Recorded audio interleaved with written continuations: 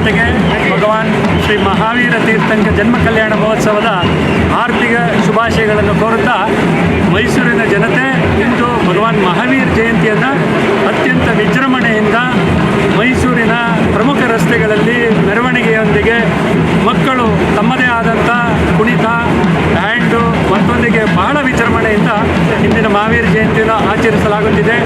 ಭಗವಾನ್ ಮಹಾವೀರ ತೀರ್ಥಂಕರರು ನಾಡಿಗೆ ಅಹಿಂಸಾ ಪರಮೋ ಧರ್ಮವನ್ನು ಪ್ರಚಾರ ಮಾಡಿದಂಥವರು.